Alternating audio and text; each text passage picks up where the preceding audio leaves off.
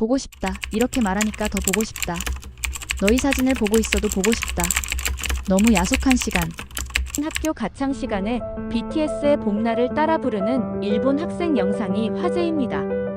일본어도 아니고 무려 한국어 그 자체로 불러서 이슈가 되었는데요. 요즘 이렇게 한국어를 배우는 학생들이 늘어나서 학교 측은 골머리를 앓고 있다고 합니다. 서로 문자를 주고받을 때도 한자, 일본어가 아닌 한글로 주고받는다는데요. 과연 일본의 학교에서 무슨 일이 일어나는지 알려드리겠습니다. 이야기 들어가기 전에 대한민국을 응원하는 넥스트 코리아를 위해 구독과 좋아요, 댓글 한 번씩 남겨주신다면 영상 제작하는데 굉장한 힘이 됩니다. 감사합니다. 안녕하세요. 최근에 한국 아이돌에 빠져 한국어를 배우기 시작한 하네오카 고등학교 2학년 시라토리 아이입니다. 제가 좋아하는 아이돌 방송을 보는데 한국어로 채팅을 안 쓰면 댓글을 읽어주지 않더라고요. 처음에는 자존심에 배우지 않다가 결국 배우기 시작했어요. 근데 배우면 배울수록 쉽고 매력적인 한국어에 심취해서 지금은 한국어를 전파하는 사람이 되었습니다. 도쿄 교외에 위치한 하네오카 고등학교는 평범한 공립학교였습니다. 그런데 2학년 3반 교실에서 이상한 일이 벌어지기 시작했죠. 점심시간마다 여학생 5명이 모여서 이상한 문자를 쓰고 있었습니다. 한자도 아니고 히라가나도 아닌 동그란 모양의 글자들이었어요. 바로 한글이었습니다. 복도를 지나가던 다른 학생들은 고개를 갸우뚱했어요. 저건 또 뭐지? 암호인가? 궁금증 가득한 눈빛으로 바라보는 학생들도 있었고 무관심하게 지나치는 학생들도 있었죠. 아이, 이거 맞아? 사랑해. 친구 유이가 노트에 쓴 글자를 보며 물었습니다. 연필로 서툴게 쓴 한글이었지만 나름대로 정성이 들어가 있었어요. 응, 완벽해. 이제 보고 싶어도 써봐. 보고 싶어야. 시라토리 아이가 신이 나서 가르쳐줬습니다. 불과 2달 전만 해도 한국어는 관심받기였는데 지금은 매일 한글 공부에 푹 빠져 있었죠. 아이의 노트 여백마다 한글 연습 흔적이 가득했습니다. 자음 모음 조합 연습, 단어 따라 쓰기, 짧은 문장 만들기까지. 수업 시간에도 몰래 한글을 연습할 정도로 열중하고 있었어요. 시라토리 아이는 평범한 고등학생이었습니다. 성적도 중간 정도, 특별한 취미도 없었죠.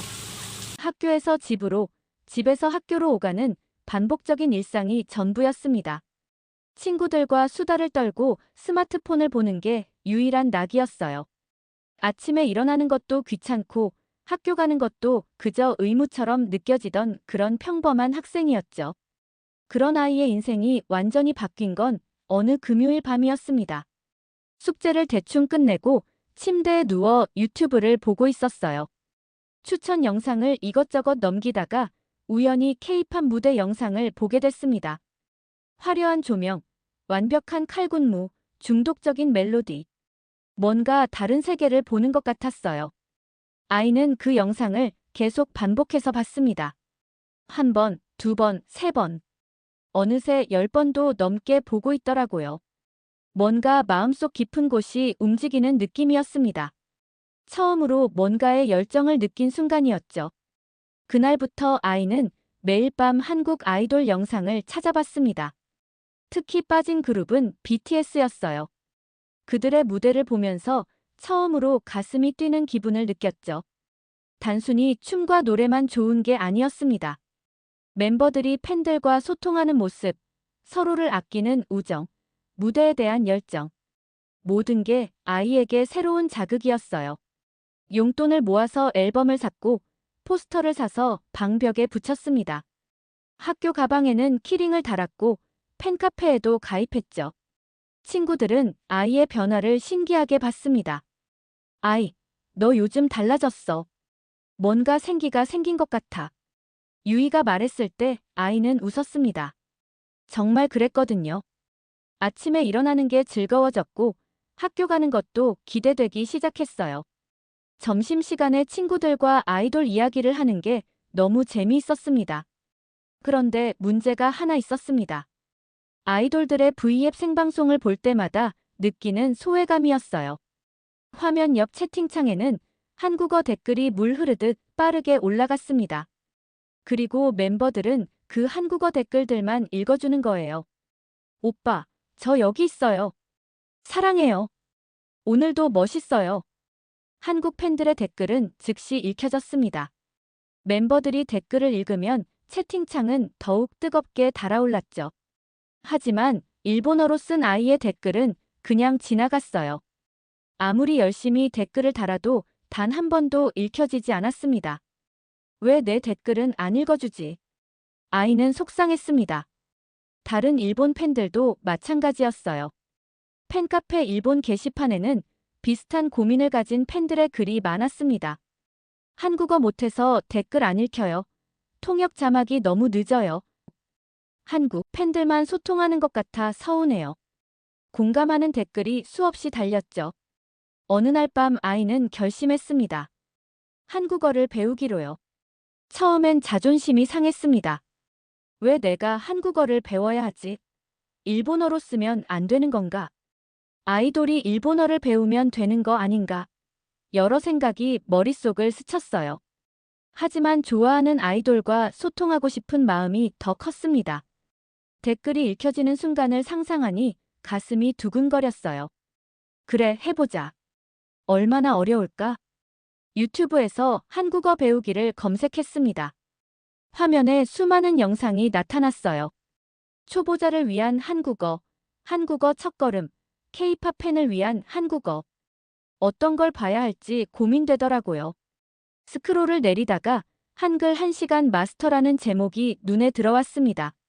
조회수도 100만이 넘었고 댓글도 좋았어요. 진짜 1시간에 될까? 아이는 반신반의하며 영상을 틀었습니다. 화면에 친절해 보이는 선생님이 나타났어요. 한국인 선생님이었는데 일본어를 유창하게 구사하더라고요. 강사가 환하게 웃으며 인사했습니다. 안녕하세요. 오늘은 한글을 1시간 만에 마스터하는 시간입니다. 정말 가능할까요? 네, 가능합니다. 선생님의 자신감 넘치는 목소리에 아이도 기대감이 생겼어요. 정말 될까? 혹시 과장 광고는 아닐까? 하지만 어차피 잃을 건 없었죠. 일시간 투자해서 한글을 배울 수 있다면 정말 좋은 거니까요. 한글은 자음 14개, 모음 10개, 총 24개의 기본 글자로 이루어져 있어요. 24개. 아이는 깜짝 놀랐습니다. 히라가나만 46개, 가타카나까지 합치면 72개, 거기에 한자까지 합치면 수천 개를 알아야 하는 일본어와는 완전히 달랐죠. 24개라니. 정말 그것만 알면 되는 건가? 너무 간단해서 오히려 의심스러울 정도였습니다. 선생님이 화이트보드에 글자를 하나씩 써가며 설명하기 시작했어요. 자음은 발음할 때 입모양을 본떠서 만들었어요. 기억은 혀가 목구멍을 막는 모양이에요. 한번 기억 소리를 내보세요. 아이는 따라 해봤습니다. 정말 혀가 목구멍 쪽으로 올라가는 느낌이 들었어요. 신기했죠? 니은은 혀끝이 윗니에 닿는 모양입니다. 디귿은 혀끝이 윗잇몸에 닿는 모양이고요. 하나하나 따라하면서 아이는 감탄했습니다. 정말 과학적이었어요. 무작정 외워야 하는 게 아니라 원리가 있었던 겁니다. 일본어는 그냥 외워야 했는데 한글은 왜 그런 모양인지 설명이 되니까 훨씬 쉽게 이해됐어요. 마치 수학 공식처럼 논리가 있는 문자였습니다. 모음도 마찬가지였습니다. 모음은 하늘, 땅, 사람을 상징하는 점과 선으로 만들어졌어요. 는 하늘, 은은 땅, 이는 사람을 의미합니다. 철학적이기까지 하더라고요. 단순한 문자가 아니라 깊은 의미가 담긴 문화유산이었던 겁니다. 아이는 점점 한글에 빠져들었어요. 30분쯤 지나자 자음과 모음을 모두 배웠습니다. 그 다음엔 조합하는 방법을 배웠어요. 자음과 모음을 합쳐서 글자를 만듭니다. 기역과 아를 합치면 가가 돼요. 너무 신기했습니다. 마치 레고, 블록처럼 조합하는 거였어요. 몇 개의 기본 조각만 있으면 수없이 많은 글자를 만들 수 있었죠. 니은과 아를 합치면 나, 디귿과 아를 합치면 다예요. 아이는 노트에 연습하기 시작했습니다. 가, 나, 다, 라, 마. 신기하게도 술술 써졌어요. 처음엔 어색했지만 몇 번 쓰다 보니 손에 익더라고요. 1시간 후, 정말로 아이는 한글을 읽을 수 있게 됐습니다. 완벽하진 않았지만 기본 원리는 완전히 이해했어요. 선생님이 화면에 단어를 띄웠습니다. 사랑. 아이는 읽을 수 있었어요. 사-랑. 정말 읽혔습니다. 친구. 10-9. 이것도 읽혔어요. 대박. 진짜 된다. 아이는 너무 신나서 방 안을 뛰어다녔습니다. 1시간 만에 새로운 문자를 배운 거예요. 이런 성취감은 처음이었죠. 학교에서 시험 점수 100점 받는 것보다 훨씬 더 기뻤습니다. 스스로 뭔가를 배웠다는 자부심이 들었거든요. 다음 날 학교에서 아이는 친구 유이에게 자랑했습니다. 유이, 나 어제 한글 배웠어. 헐, 진짜? 한글이 뭔데? 한국 문자야. 엄청 쉬워. 얼마나 쉬운데? 1시간이면 배울 수 있어. 유이는 믿을 수 없다는 표정이었습니다. 새로운 문자를 1시간에 배운다는 게 말이 되나요? 하지만 아이의 진지한 표정을 보니 거짓말은 아닌 것 같았어요. 진짜야? 응. 너도 배워볼래? 같이 공부하면 더 재밌을 것 같아. 유이도 최근 K-팝에 관심이 생긴 참이었습니다. 한국 드라마도 몇 편 봤고요. 한글을 배우면 자막 없이 볼 수 있을 것 같았어요. 호기심이 생겼죠. 좋아, 해볼래. 그날 방과 후 둘은 함께 도서관에 갔습니다. 조용한 구석자리에 앉아서 아이가 어제 배운 걸 유이에게 가르쳐주기 시작했어요. 마치 선생님이 된 기분이었습니다.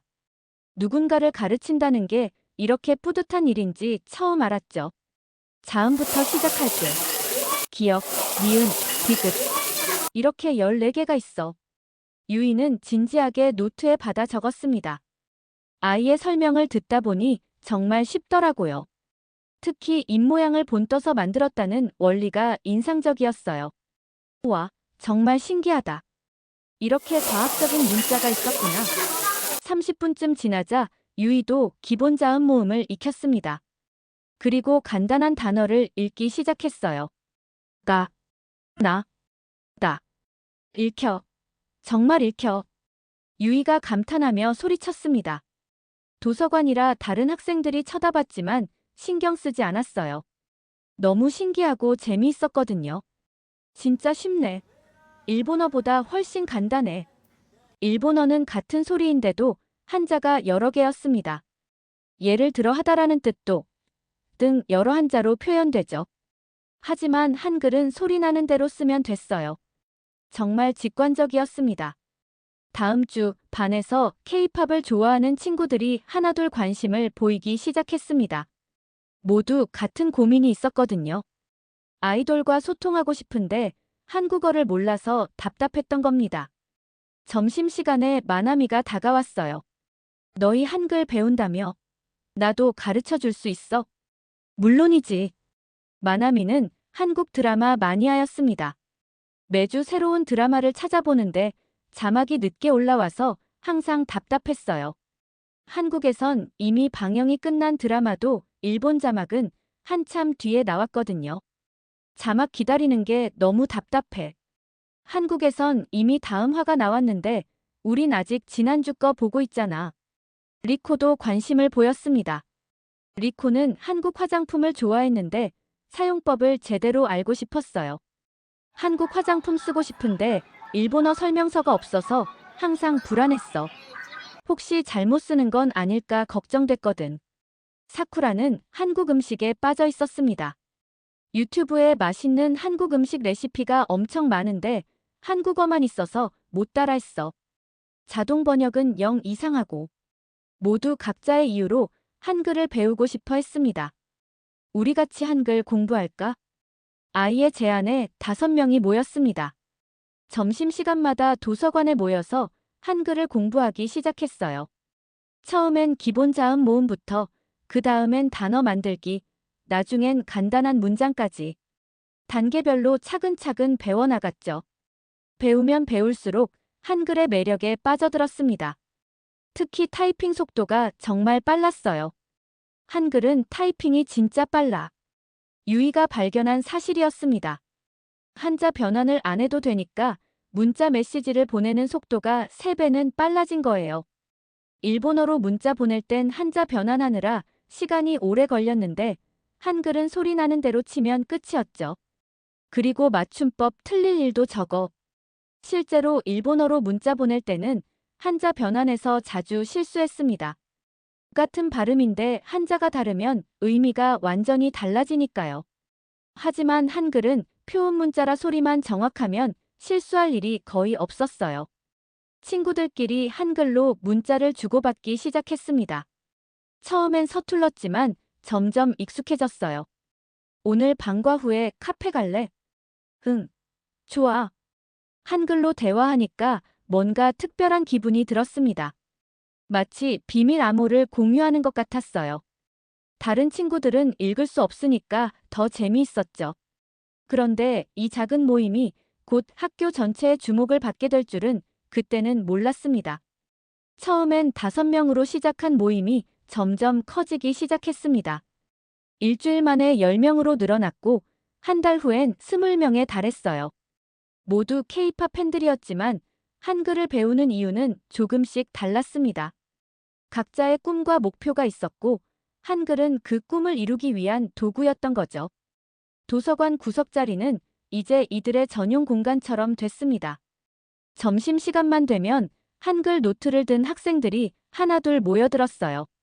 마나미는 한국 드라마를 자막 없이 보고 싶어서 한글을 배우기 시작했습니다.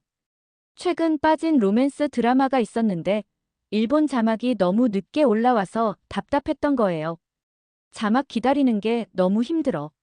한국에선 이미 다음 화가 나왔는데 우린 아직 지난주 거 보고 있잖아. 친구들이랑 드라마 이야기 나누고 싶은데 스포일러 때문에 조심스러워. 마나미는 한국어 자막으로 드라마를 보기 시작했어요. 처음엔 잘 안 들렸지만 점점 귀가 트이기 시작했습니다. 자주 나오는 표현들은 이제 자막 없이도 알아들을 수 있게 됐죠. 사랑해, 보고 싶어, 괜찮아. 이런 기본 표현들은 완전히 익혔습니다. 리코는 한국 화장품 사용법을 제대로 알고 싶어서 한글을 배웠습니다. 한국 화장품이 정말 좋다는 소문을 듣고 구매했는데 일본어 설명서가 없어서 항상 불안했거든요. 제품 뒷면에 한글로 써 있는데 읽을 수가 없으니까 답답했어. 구글 번역기 돌려봐도 이상하게 나오고 혹시 내가 잘못 쓰는 건 아닐까 걱정됐거든. 한글을 배운 후 리코는 화장품 사용법을 제대로 이해할 수 있게 됐습니다. 성분 표시도 읽을 수 있게 됐고 한국 뷰티 유튜버들의 영상도 볼 수 있게 됐죠. 이제는 친구들에게 한국 화장품을 추천해주는 전문가가 됐어요. 사쿠라는 한국 음식 레시피를 보고 싶어서 한글을 배웠습니다. 유튜브에 맛있어 보이는 한국 음식 만드는 영상이 정말 많았는데 한국어만 있어서 따라하기 어려웠던 거예요. 김치찌개, 불고기, 비빔밥. 다 맛있어 보이는데 레시피를 못 알아들으니까 포기할 수밖에 없었어. 자동 번역은 간장 한 숟가락을 하나의 숟가락 도구라고 번역하더라고. 한글을 배운 후 사쿠라는 집에서 직접 한국 음식을 만들기 시작했습니다. 처음엔 실패도 많았지만 점점 실력이 늘었어요. 가족들도 사쿠라가 만든 한국 음식을 좋아했죠. 특히 아버지는 김치찌개를 정말 좋아하셨습니다. 모두 각자의 이유로 한글을 배우기 시작했지만 배우면 배울수록 한글 자체의 매력에 빠져들었어요. 단순히 도구가 아니라 그 자체로 재미있고 아름다운 문자였던 겁니다. 한글은 타이핑이 진짜 빨라. 유이가 어느 날 흥분해서 말했습니다. 한자 변환을 안 해도 되니까 문자 메시지를 보내는 속도가 3배는 빨라진 거예요. 시험 삼아 같은 내용을 일본어와 한글로 각각 쳐봤는데 시간 차이가 확연했죠. 일본어로는 30초 걸렸는데 한글로는 10초밖에 안 걸렸어. 특히 한자 변환에서 실수할 일이 없다는 게 큰 장점이었습니다. 일본어로 문자 보낼 때는 항상 한자 변환을 확인해야 했거든요. 하지만 한글은 소리 나는 대로 치면 되니까 그런 실수가 거의 없었습니다. 그리고 맞춤법 틀릴 일도 적어 리코가 덧붙였어요. 실제로 그랬습니다. 한글은 표음 문자라 발음만 정확하면 틀릴 일이 거의 없었죠. 친구들끼리는 이제 한글로 문자를 주고받는 게 일상이 됐습니다. 처음엔 서툴렀지만 점점 익숙해졌어요. 속도도 빨라지고 표현도 다양해졌죠. 오늘 점심 뭐 먹을까? 김밥 어때? 좋아. 편의점 가자. 이렇게 자연스럽게 대화가 오갔습니다. 한글로 쓰니까 뭔가 특별한 기분이 들었어요. 마치 비밀 암호를 공유하는 것 같았죠. 다른 친구들은 읽을 수 없으니까 더 재미있었습니다. 휴대폰 배경화면도 한글로 바꿨어요. 오늘도 파이팅, 행복한 하루, 꿈을 이루자. 이런 짧은 문구들을 한글로 써서 배경화면으로 설정했죠. 지나가는 학생들이 신기하게 쳐다봤지만 신경 쓰지 않았습니다. 학교 사물함에도 한글 스티커를 붙이기 시작했어요. 이름을 한글로 쓴 스티커였죠. 시라토리 아이는 시라토리 아이라고, 유이는 유이라고 썼습니다. 작지만 자신들의 영역을 표시하는 것 같아서 뿌듯했어요. 노트 표지도 한글로 꾸몄습니다. 국어 노트, 수학 노트, 영어 노트. 과목 이름을 한글로 써서 붙였어요. 선생님들이 보면 뭐라고 할까 걱정됐지만 다행히 아직은 아무도 눈치채지 못한 것 같았습니다. 한글 스터디 모임은 점점 체계화됐습니다. 매주 목표를 정하고 진도를 나가고 서로 테스트도 해줬어요. 월요일은 새로운 단어 배우기, 화요일은 문장 만들기, 수요일은 듣기 연습, 목요일은 말하기 연습, 금요일은 자유대화 시간으로 정했죠. 특히 금요일 자유대화 시간이 인기였습니다. 각자 일주일 동안 있었던 일을 한국어로 발표하는 거예요. 서툴렀지만 재미있었습니다. 저는 이번 주에 한국 드라마를 3편 봤어요. 저는 한국 음식을 만들었어요. 김치볶음밥이요. 저는 K-팝 콘서트에 갔어요. 정말 좋았어요. 문법이 틀려도 발음이 이상해도 괜찮았습니다. 서로 격려하고 응원해주는 분위기였거든요. 틀린 부분은 친절하게 고쳐주고 잘한 부분은 칭찬해줬어요. 그런데 이런 활동이 곧 학교의 주목을 받게 될 줄은 아무도 예상하지 못했습니다. 평화롭던 한글 스터디의 시간들이 조만간 큰 시련을 맞게 될 거라는 걸 말이죠. 어느 화요일 오후 국어 담당 다나카 선생님이 수업 중에 이상한 걸 발견했습니다. 교실 뒷자리에 앉은 학생들이 쪽지를 주고받고 있었거든요. 다나카 선생님은 30년 경력의 베테랑 교사였습니다.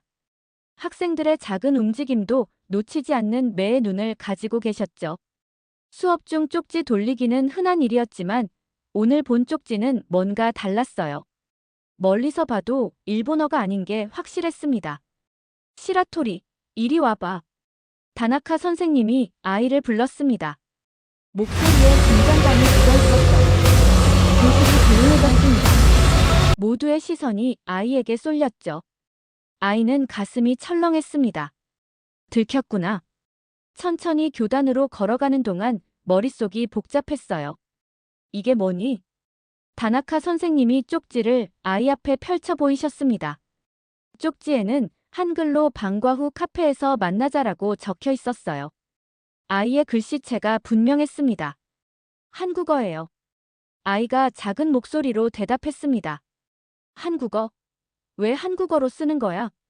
다나카 선생님의 목소리가 높아졌어요. 이해할 수 없다는 표정이었습니다. 편해서요. 타이핑도 빠르고 쓰기도 쉬워서. 편하다고. 일본 학생이 일본어 놔두고 왜 외국어를 쓰는 거지? 선생님은 당황한 것 같았습니다. 일본 학교에서 일본 학생이 일본어 대신 한국어를 쓴다니. 이건 선생님 입장에선 받아들이기 어려운 일이었죠. 30년 교직 생활에서 처음 겪는 일이었어요. 그냥 한글이 재미있어서요. 배우기도 쉽고 친구들이랑 비밀 얘기할 때 편하고 학교에서는 일본어를 써야지. 알겠어. 다나카 선생님의 말투가 단호했습니다.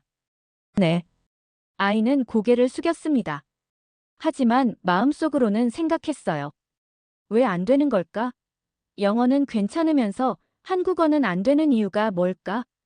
납득이 안 됐지만 선생님께 대들 순 없었습니다. 자리로 돌아온 아이에게 친구들이 걱정스러운 눈빛을 보냈습니다. 유이가 작은 목소리로 물었어요. 많이 혼났어? 응. 한글 쓰지 말래. 그럼 어떡해? 우리 이제 한글 못 쓰는 거야? 친구들이 실망한 표정을 지었습니다. 한글로 대화하는 게 이제 습관이 됐는데 갑자기 못 쓰게 된다니 답답했어요. 하지만 선생님의 경고는 큰 효과가 없었습니다. 오히려 학생들은 더 조심스럽게, 더 은밀하게 한글을 사용하기 시작했죠. 학교에서는 일본어를 쓰고 휴대폰 메시지는 모두 한글로 보냈습니다. 수업 중엔 한글 노트를 꺼내지 않고 쉬는 시간에만 몰래 공부했어요. 비밀 노트도 만들었습니다. 겉표지는 평범한 일본어 노트처럼 보이지만 속에는 한글이 빼곡히 적혀 있는 노트였죠. 화장실에서 만나면 한글로 쪽지를 주고받았습니다. 복도에서 마주치면 한글로 작은 메모를 건넸어요. 점심시간엔 운동장 구석에 모여서 한글 단어를 복습했죠. 마치 지하 조직처럼 움직였습니다. 이러다 더 큰 문제 생기는 거 아니야? 유이가 걱정스럽게 말했습니다. 걱정 마. 조심하면 돼. 아이가 대답했지만 사실 마음 한편으론 불안했어요. 정말 괜찮을까? 혹시 더 큰 문제가 생기는 건 아닐까? 하지만 한글을 포기할 순 없었습니다. 이미 너무 재미있었고 친구들과의 유대감도 깊어졌거든요. 다음 날부터 다나카 선생님은 유심히 학생들을 관찰하기 시작했습니다. 쉬는 시간에 교실을 순찰하고 점심시간에도 복도를 돌아다니셨어요. 학생들의 노트도 수시로 확인했죠. 하지만 학생들은 영리했습니다. 선생님이 오시면 재빨리 노트를 덮고 일본어로 대화를 바꿨어요. 일주일쯤 지났을 때 다나카 선생님은 교무실에서 다른 선생님들과 이 문제를 논의했습니다.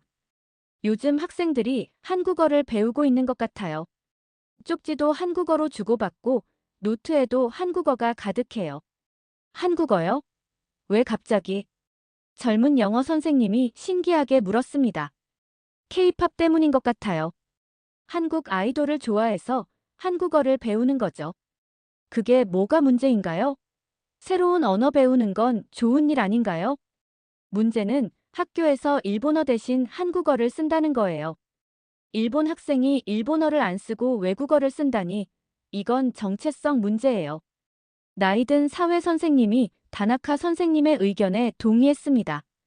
맞아요. 요즘 젊은 세대가 너무 외국 문화에 물들고 있어요. 우리 문화를 지켜야 하는데.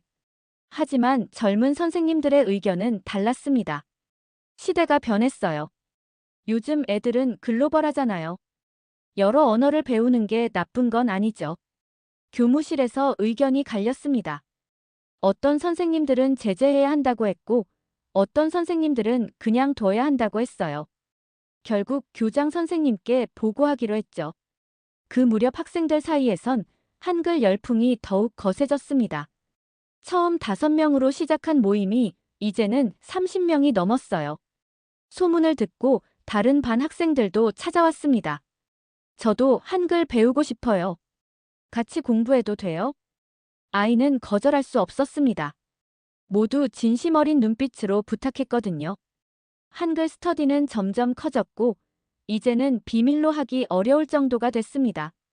어느 금요일 오후 교장 선생님이 전교 방송을 했습니다. 학생 여러분, 최근 일부 학생들이 학교에서 외국어를 과도하게 사용하고 있다는 보고를 받았습니다. 학교는 교육기관입니다. 올바른 일본어 사용을 권장합니다. 학생 여러분의 협조 부탁드립니다. 방송이 끝나자 교실이 술렁거렸습니다. 모두 한글 얘기라는 걸 알았거든요. 아이와 친구들은 서로를 바라봤습니다. 걱정스러운 표정들이었죠. 이제 정말 문제가 커진 것 같았습니다. 여름 방학이 지나고 가을이 되자 학교 문화제 준비가 시작됐습니다. 하네오카 고등학교의 문화제는 매년 11월에 열리는 큰 행사였어요. 각 반마다 전시, 공연, 음식 부스 등을 준비해서 발표하는 날이었죠. 학생들은 몇 달 전부터 준비를 시작했고 학부모들도 많이 오셔서 구경하는 학교 최대의 축제였습니다. 올해도 어김없이 준비가 시작됐어요.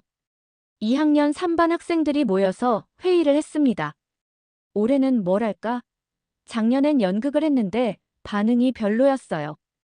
올해는 좀 더 특별한 걸 하고 싶었죠.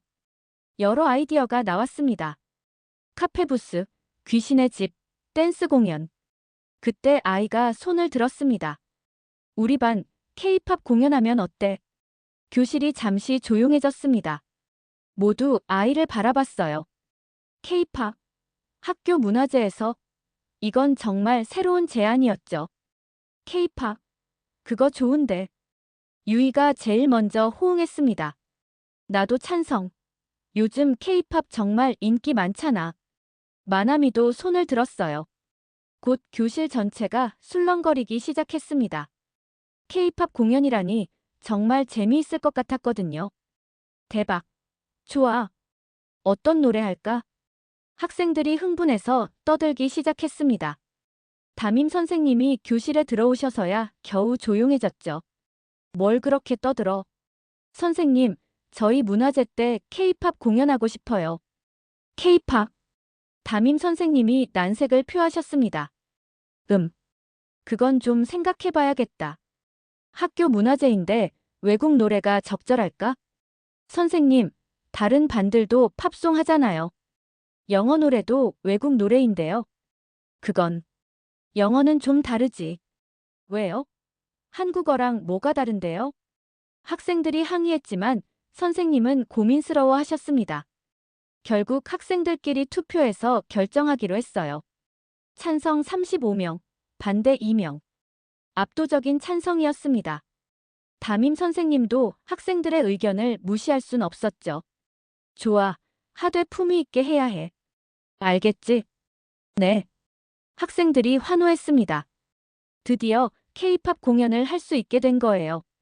다음 문제는 어떤 노래를 할지였습니다. 여러 의견이 나왔어요. 블랙핑크, 트와이스, 아이브. 모두 좋은 노래들이었지만 뭔가 결정적인 게 없었습니다. BTS 봄날은 어때? 아이가 조심스럽게 제안했습니다. 봄날은 아이가 가장 좋아하는 노래였어요. 아름다운 멜로디와 감동적인 가사로 유명한 곡이었죠. 봄날. 그거 좋은데. 나도 그 노래 좋아해. 가사가 진짜 감동적이야. 학생들이 동의했습니다. 봄날로 결정됐어요. 이제 본격적인 연습이 시작됐습니다. 첫 연습날, 학생들은 방과 후 음악실에 모였습니다. 노래를 틀고 가사를 나눠줬어요. 한글로 인쇄된 가사지였습니다. 보고 싶다. 이렇게 말하니까. 학생들이 따라 부르기 시작했는데 문제가 생겼습니다. 한국어 발음이 너무 어려운 거예요. 읽을 순 있었지만 노래로 부르니까 발음이 자꾸 꼬였죠. 보고 싶다.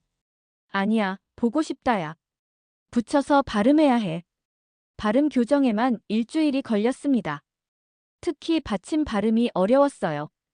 기역, 니은, 미음. 일본어에는 없는 소리들이라 익숙하지 않았죠. 보고 싶다의 기역 받침은 약하게 발음해야 해. 너무 세게 하면 이상해. 아이가 유튜브에서 배운 발음 팁을 친구들에게 가르쳐줬어요. 한국어 발음 강의 영상을 찾아서 같이 보기도 했습니다. 혀를 이렇게 놓고 입을 이만큼 벌리고 매일 점심시간과 방과 후에 연습했습니다. 처음엔 엉망이었지만 점점 나아지기 시작했어요. 2주일쯤 지나자 제법 노래다워졌습니다. 너희 사진을 보고 있어도 보고 싶다. 발음도 자연스러워지고 감정도 살아났어요. 학생들은 가사의 의미를 이해하려고 노력했습니다. 단순히 발음만 따라하는 게 아니라 진짜 감정을 담아서 부르고 싶었거든요. 이 노래는 떠나간 친구를 그리워하는 노래래. 마나미가 가사 해석을 찾아와서 설명해줬어요. 보고 싶다는 말이 이렇게 슬플 수가 있구나. 학생들은 가사에 공감했습니다. 누구나 보고 싶은 사람이 있었고 떠나보낸 슬픔을 알았으니까요. 졸업한 선배, 이사간 친구, 돌아가신 할머니. 각자의 그리움을 노래에 담았습니다. 한 달 후 드디어 제대로 부를 수 있게 됐어요. 발음도 자연스럽고 감정도 풍부했습니다. 연습하면서 눈물을 흘리는 친구들도 있었어요. 그만큼 진심을 담아서 부른 거죠. 그런데 문제가 생겼습니다. 담임 선생님이 갑자기 반대하신 거예요. K-팝은 안 될 것 같아. 학교에서 회의 결과가 나왔는데 일본 노래를 해야 한대. 왜요? 처음엔 허락하셨잖아요. 교장 선생님이 반대하셔. 학교 문화재에 외국 노래는 적절하지 않다고 하시더라. 다른 반은 팝송도 하는데요. 그건 영어잖아. 한국어는 안 된대. 왜요? 영어나 한국어나 똑같이 외국어인데. 학생들이 항의했지만 선생님은 난처해 하셨습니다. 사실 선생님도 학생들 편이었지만 교장 선생님 결정을 거스를 순 없었던 거죠. 학생들은 실망했습니다. 한 달 넘게 준비했는데 이제 와서 못한다니. 너무 억울했어요. 하지만 포기할 수 없었습니다. 반 전체가 힘을 합치기로 했죠. 서명을 받자. 학생들한테 서명 받아서 학교에 제출하는 거야. 아이의 제안에 모두 동의했습니다. 다음 날부터 서명 운동을 시작했어요. 쉬는 시간마다, 점심시간마다 다른 반 학생들을 찾아다니며 설명했습니다. 저희는 봄날을 부르고 싶습니다.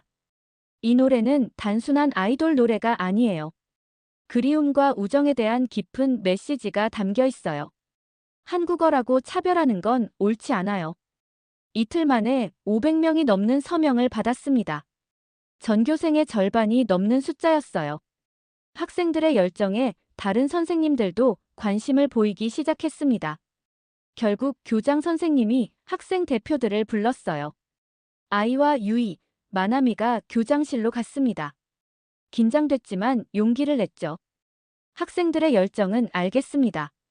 하지만 학교 전통도 중요해요. 교장 선생님, 전통도 중요하지만 다양성도 중요하지 않나요? 저희는 한국 문화를 존중하는 마음으로 이 노래를 준비했어요. 아이가 당당하게 말했습니다. 그리고 음악에는 국경이 없잖아요. 감동은 언어를 초월해요. 유이가 덧붙였어요. 교장 선생님은 한참을 고민하시더니 결국 고개를 끄덕이셨습니다. 좋아요. 하되 품위 있게, 의미 있게 해야 해요. 네. 감사합니다. 학생들의 열정이 결국 학교를 움직인 거였습니다. 문화재 당일이 밝았습니다. 11월 셋째 주 토요일, 날씨는 맑고 쾌청했어요. 하네오카 고등학교 정문부터 학생들과 학부모들로 북적거렸습니다. 각 반마다 준비한 전시물과 공연 안내 포스터가 복도 곳곳에 붙어 있었죠. 학교 전체가 축제 분위기에 휩싸였습니다. 1년에 한 번뿐인 큰 행사였으니까요. 2학년 3반 학생들은 아침 일찍부터 체육관에 모였습니다. 공연은 오후 2시로 예정되어 있었지만 마지막 리허설을 해야 했거든요. 모두 긴장한 표정이었습니다. 한 달 넘게 준비했지만 무대에 서는 건 처음이었으니까요. 떨려. 손이 떨려. 유이가 자신의 손을 내려다보며 말했습니다. 괜찮아. 우리 연습 많이 했잖아.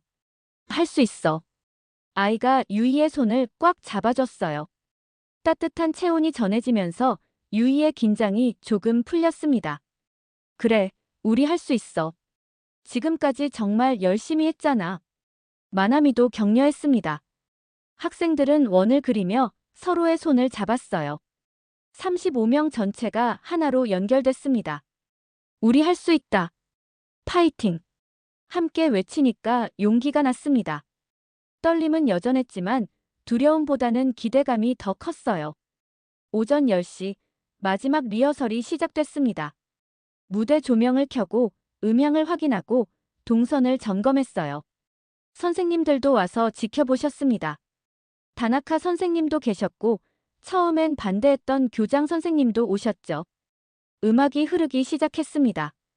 피아노의 잔잔한 선율이 체육관에 울려 퍼졌어요. 학생들이 노래하기 시작했습니다. 보고 싶다. 이렇게 말하니까 더 보고 싶다. 발음이 완벽했습니다. 한 달 넘게 연습한 보람이 있었어요. 선생님들도 놀란 표정이었습니다. 정말 한국어로 부르는 거였거든요. 그것도 아주 자연스럽게요. 리허설이 끝나자 교장 선생님이 박수를 치셨습니다. 대단하구나. 정말 잘 준비했어. 감사합니다. 학생들이 인사했습니다. 교장 선생님의 칭찬에 더욱 자신감이 생겼어요. 오후 1시 학생들은 분장을 시작했습니다. 단정하고 깔끔한 옷차림으로 통일했어요. 검은색 상의에 청바지, 심플하면서도 세련된 스타일이었죠. 몇몇 학생들은 머리에 리본을 달았고 일부는 가벼운 메이크업을 했습니다. 오후 2시 드디어 공연 시간이 됐습니다. 체육관에는 학생과 학부모들로 가득 찼어요. 400명이 넘는 관객이 앉아 있었습니다. 무대 조명이 켜지고 사회자가 마이크를 잡았어요. 다음은 2학년 3반의 공연입니다. BTS의 봄날을 준비했습니다. 박수가 터져 나왔습니다. 학생들이 무대에 올랐어요. 모두의 심장이 빠르게 뛰었습니다. 긴장되지만 설레는 순간이었죠. 무대 조명이 어두워졌습니다. 잠시 정적이 흘렀어요. 그리고 피아노 선율이 조용히 흐르기 시작했습니다. 학생들이 노래하기 시작했어요. 보고 싶다. 이렇게 말하니까 더 보고 싶다. 객석이 조용해졌습니다. 모두 무대에 집중했어요. 완벽한 한국어 발음에 놀라는 사람들도 있었습니다. 정말 한국 가수가 부르는 것처럼 자연스러웠거든요. 너희 사진을 보고 있어도 보고 싶다. 아이가 솔로 파트를 불렀습니다. 목소리에 진심이 담겨 있었어요. 단순히 한국어를 흉내낸 게 아니라 가사의 의미를 이해하고 부르는 거였죠. 돌아가신 할머니를 생각하며 불렀던 겁니다. 아이의 눈에서 눈물이 흘렀어요. 객석에서도 눈물을 흘리는 사람들이 생기기 시작했습니다. 언어는 달랐지만 감정은 똑같이 전달됐던 거예요. 그리움, 슬픔, 사랑. 보편적인 감정들이었으니까요. 너무 야속한 시간, 나는 우리가 밉다. 후렴구가 시작됐습니다. 전체 학생들이 함께 불렀어요. 목소리가 하나로 어우러졌습니다. 조화로웠고 아름다웠어요. 한 달 넘게 함께 연습한 시간들이 빛을 발하는 순간이었죠. 객석에서 박수가 터져 나왔습니다. 노래가 끝나기도 전에 감동받은 사람들이 박수를 치기 시작한 거예요. 박수 소리가 점점 커졌습니다. 마지막 가사가 끝났습니다. 봄날. 학생들의 목소리가 여운을 남기며 사라졌어요. 잠시 정적이 흘렀습니다. 그리고 폭발적인 박수가 터져 나왔죠. 체육관 전체가 기립박수였어요. 브라보. 대단해. 감동이야. 학부모들의 환호가 쏟아졌습니다. 일부는 눈물을 닦고 있었어요. 음악 선생님은 감격해서 연신 고개를 끄덕이셨습니다. 처음엔 반대했던 다나카 선생님도 박수를 치고 계셨어요. 눈시울이 붉어진 모습이었습니다. 정말 대단하구나. 이렇게 감동적일 줄 몰랐어. 다나카 선생님이 중얼거렸습니다. 교장 선생님도 일어나서 박수를 치셨어요. 허락하기를 망설였던 자신의 판단이 틀렸다는 걸 인정하는 순간이었죠. 공연이 끝나고 학생들이 무대에서 내려왔을 때 많은 사람들이 다가왔습니다. 정말 멋있었어. 한국어 발음 완벽하던데. 어떻게 그렇게 감정을 잘 살렸어? 칭찬이 쏟아졌어요. 학생들은 얼굴이 빨개졌습니다. 부끄럽기도 하고 뿌듯하기도 했죠. 한 학부모가 아이에게 다가왔습니다. 혹시 한국어 어디서 배웠어요? 혼자 독학했어요. 유튜브로요. 정말요?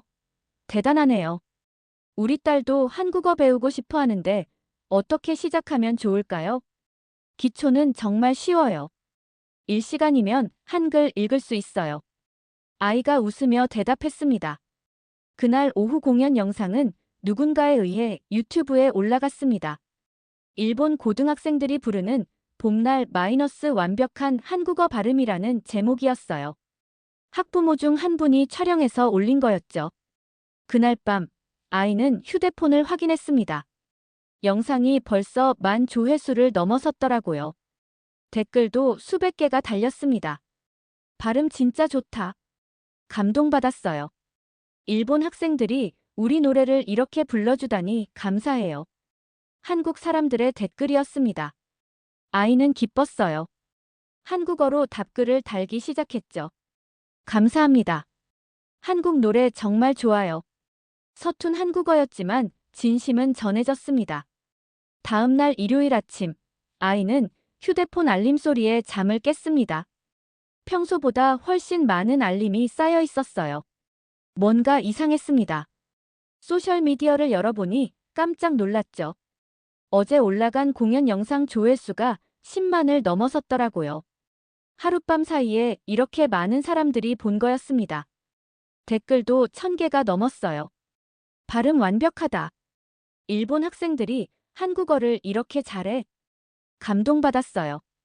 일본 친구들이 우리 노래를 이렇게 불러주다니. 한국 네티즌들의 댓글이 대부분이었습니다. 칭찬과 격려로 가득했어요. 아이는 하나하나 읽으며 가슴이 벅찼습니다. 이렇게 많은 사람들이 공감해주다니 정말 꿈만 같았죠. 일본 네티즌들의 반응도 뜨거웠습니다. 우리 학생들이 한국어를 이렇게 잘해. 요즘 젊은 세대는 정말 대단하다. 한일 우정 만세. 나도 한국어 배우고 싶어졌어. 긍정적인 댓글이 압도적이었어요. 물론 부정적인 댓글도 있었습니다. 일본 학생이 왜 한국어를 배워? 우리 문화를 지켜야지. 하지만 이런 댓글은 소수였고 오히려 다른 사람들이 반박해줬어요. 언어의 국경이 어디 있어? 좋은 건 배우는 게 당연하지. 월요일 아침 학교에 가니 완전히 달라져 있었습니다. 복도에서 마주치는 학생들마다 아이를 알아봤어요. 어제 공연 진짜 대박이었어. 나도 한국어 배우고 싶은데 어떻게 하면 돼? 사인 좀 해줘. 갑자기 유명인이 된 기분이었습니다. 부끄럽기도 하고 신기하기도 했죠. 3반 학생들 모두 비슷한 경험을 했어요. 점심시간에는 더 놀라운 일이 일어났습니다. 1학년, 3학년 학생들이 아이를 찾아온 거예요. 저도 한글 배우고 싶어요. 가르쳐 주세요. 한국어 동아리 만들면 안 돼요? 질문이 쏟아졌습니다. 아이는 당황했지만 최선을 다해 답해줬어요. 한글은 정말 쉬워요. 기본 원리만 알면 하루에 배울 수 있어요. 학생들의 눈이 반짝였습니다. 일주일 후 영상 조회수는 100만을 넘어섰습니다. 한국 언론에서도 다루기 시작했어요. 일본 고등학생들의 감동적인 봄날 공연이라는 제목으로 뉴스에 나왔죠. 한국 방송사에서 인터뷰 요청도 들어왔습니다. 아이의 휴대폰에 한국에서 메시지가 쏟아졌습니다. 고마워요. 우리 노래를 사랑해줘서. 일본에 가면 꼭 만나고 싶어요. 한국 오면 맛있는 거 사줄게요. 한국 팬들의 따뜻한 메시지였어요. 아이는 한국어로 답장을 보냈습니다. 실력이 많이 늘어서 이제는 간단한 대화는 할 수 있을 정도였거든요. 감사합니다. 한국 문화 정말 좋아합니다. 언젠가 한국에 꼭 가고 싶어요. 서툰 문장이었지만 진심은 충분히 전해졌습니다. 학교에도 큰 변화가 왔습니다. 영상이 화제가 되면서 다른 학년 학생들도 한국어에 관심을 갖기 시작했죠. 2학년뿐 아니라 1학년, 3학년 학생들까지 한글을 배우고 싶어 했습니다. 한글 스터디 모임에 들어갈 수 있어요? 저희도 가르쳐 주세요. 요청이 너무 많아서 아이 혼자서는 감당할 수 없었습니다. 친구들과 상의해서 요일별로 학년을 나눠서 가르치기로 했어요. 월요일은 1학년, 수요일은 2학년, 금요일은 3학년. 이런 식으로 체계를 만들었죠. 첫 수업에 30명이 왔습니다. 다음 주엔 50명으로 늘었어요. 한 달 후엔 100명이 넘었습니다.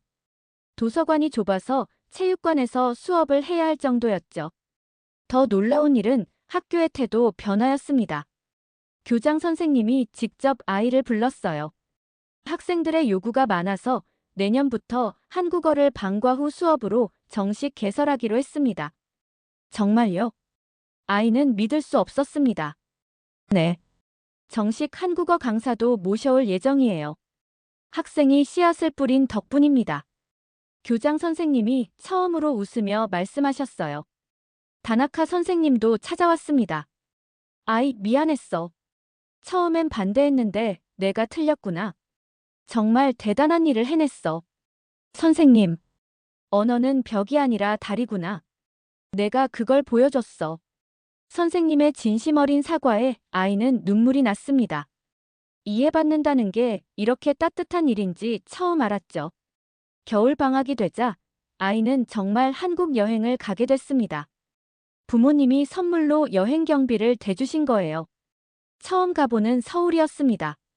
비행기에서 내려 공항 안내방송을 들었을 때의 그 떨림을 잊을 수 없어요.